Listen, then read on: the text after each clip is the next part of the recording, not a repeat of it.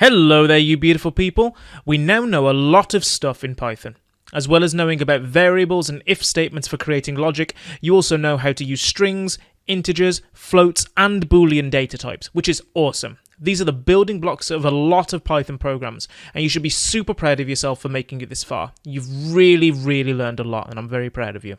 So sometimes, believe it or not, it's actually inconvenient and inefficient to have these little pieces of data floating around, each with their own variable name.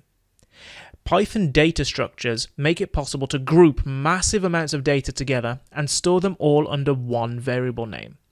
Now, data structures make it possible to operate on thousands or even millions of pieces of data all at once in a single line of code.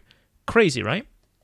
So Python gives us a variety of data structures that we can use, including lists, tuples, and dictionaries. And in this section, we're going to teach you all about all three of them. We're going to cover what they are, how to make them, and some cool stuff that you can do with them.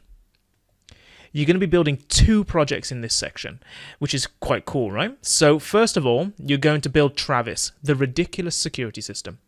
Travis will have a list of known users in his security database, and he will be able to detect an intruder.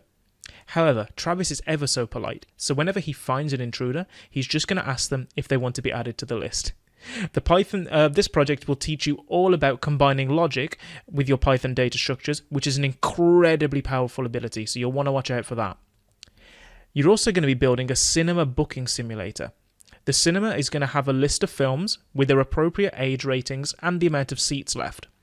When a user comes to buy a ticket, the computer will ask for their age and check if there are enough tickets left before allowing the user to buy a ticket.